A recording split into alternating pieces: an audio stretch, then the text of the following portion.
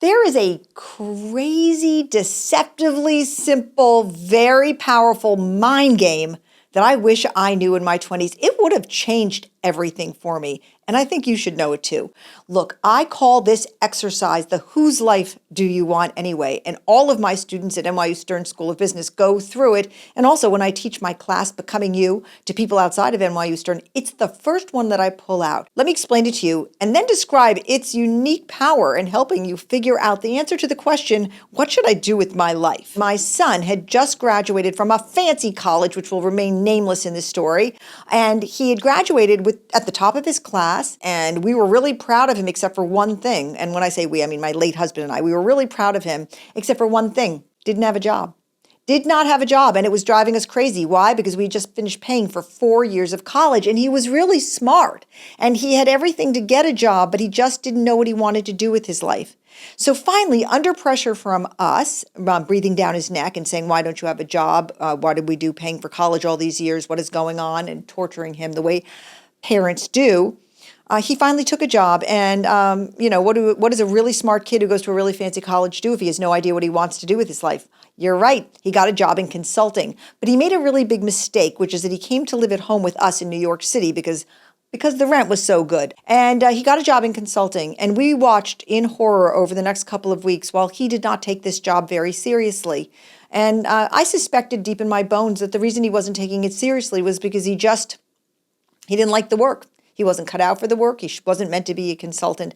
But I also thought, gosh darn it, you went to school for 4 years and it's time for you to buckle down and get a job. So he went to work late and he came home early and he did a lot of different things that made us say to him, you know what, you're going to get fired if you don't buckle down. And he blew us off and he said, no, they love me. Later, many years later, he told me he knew he was going to get fired, but he was afraid to admit it to us. And so this went on for weeks, and then about 2 months in, he came home early from work. We were having lunch in the kitchen, and he said, you'll never believe what happened. But we already knew what happened. He did get fired.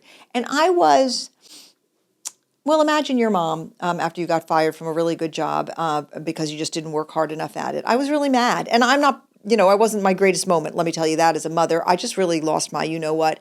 And I screamed and I yelled at him, and I kept on saying, what do you want to do? What do you want to do? And he just couldn't answer, and he just shook his head. He didn't know what he wanted to do with his life. He's 21 years old, and he just didn't know himself well enough. I was just at the end of my wits. I yelled at him, whose life do you want anyway? And here's the thing. He could answer that right away. And he immediately named a person. It wasn't the person I wanted to hear. It was a person who he really respected. We knew him. He ran the summer camp where my son had been a counselor, and he owned and ran a camp. And he said, I want his life and then he went on to describe why he wanted his life. He works outdoors. He works with kids. He has control over his own life. He basically kind of had a list of values, although at the time I was just so happy he was discussing a person or a life he wanted.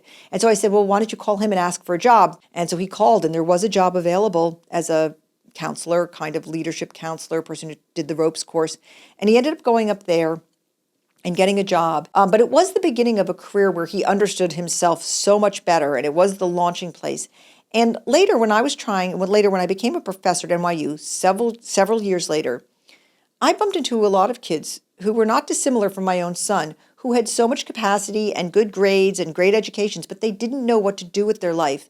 And I devised this mind game, if you will, this exercise where you talk about not what you want to do with your life, but whose life you would trade for if you had to trade with somebody for their life. Now, I understand nobody really wants to trade lives. Nobody wants somebody's life lock, stock, and barrel, every detail of it. So I do it this way.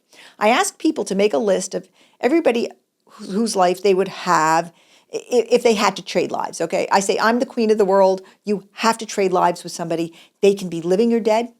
You can know them or not know them. They can even be fictional, okay? I have seen every single person listed. I've seen Steven Spielberg and Michelle Obama, but I've also seen characters from Marvel. I've seen Benjamin Franklin. I've seen every different name. I've seen my mom, my dad, my cousin Larry. So the first thing you do is you make a list of all the people whose lives, if you had to switch lives with somebody, you would switch lives with them. Then next to their name, you write down every reason they came into your mind. They have a great family. They love their job. They have the right balance for me. they are famous. And then in the next column, you write down what you'd leave out. Okay, all right, there's certainly something that you wouldn't want. Now, sometimes we don't fill that box out, but usually you can say, I wouldn't want their divorce.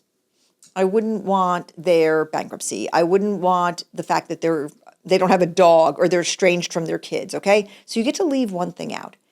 And you do this for 5 or 6 people. I've had students do it for like 30 people. The more, the better, personally. And when you're done with that, you stop and you study and you look for patterns, because patterns are going to pop.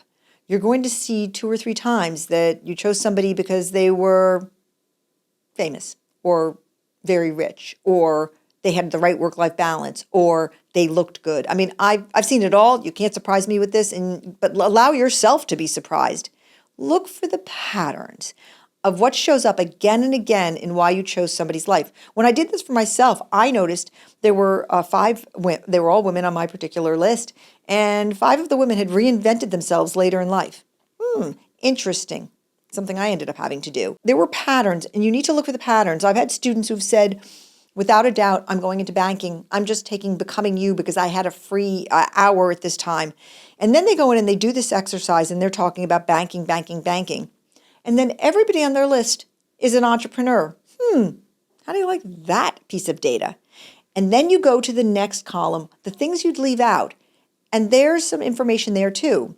A lot of times you see people have in that column of what they'd leave out. It builds a self-portrait of the kind of life, if you could choose any life, that you would have. And this is an interesting way to get away from the very direct question of like, what do you want to do? Oh, I want to be a banker. I want to be a tech entrepreneur. I want to be in marketing. I want to be a teacher. And it looks for things that are deeper. It looks for something that's deeper than a job title or an industry. It looks for values.